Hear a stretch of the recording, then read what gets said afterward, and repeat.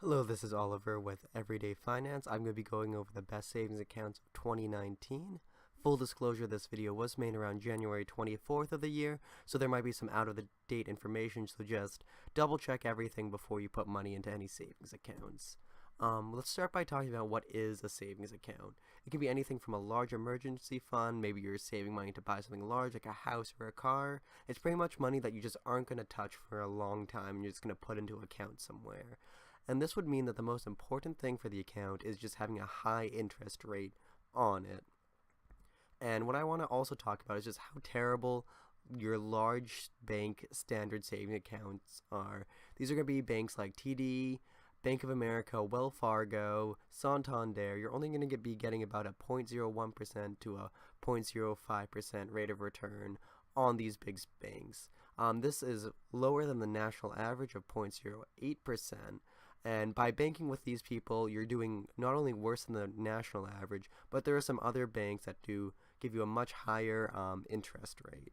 These savings accounts are going to be such as PCN's high yield savings account, which is going to have a 2.35% interest rate. Goldman Sachs Marcus account, they're going to have 2.25% interest rate. And what I really want to highlight here is for anyone just getting started savings, maybe you're opening one up for the first time, maybe you're just first starting to save, and this is like your first time in the workforce, it's going to be DCU's savings account, which is going to give you about 6.17% interest on your first $1,000. This is going to be the best savings account for if you have less than $1,000 in a savings account. On the rest of the money that you put in there, you're only going to see about a 2.5% interest rate, which is still better than those large banks. But again, if you just have less than $1,000 and you're putting it into a savings account, this would be the best one. I put some other banks down below. They need a very high principal, which is pretty much just the money you put in, to get these rates of interest rates. And I would say there are some better avenues than going with that. And what I want to show you here is just what this looks like if you just put $100 in each of these savings accounts and just don't touch it. So with your big banks, I'm just going to averages out and you're going to get a 0.03% interest. You're only going to make about 23 cents on the $100 that you put in there. And that is pretty much equivalent to just putting money under a mattress. It's not really doing anything for you.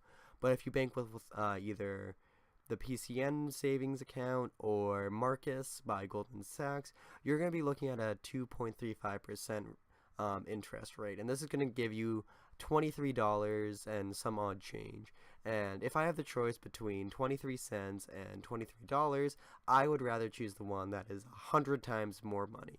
So just by banking with these people, you're just going to be making a little bit more money. And this 8% this would be from something like a mutual fund.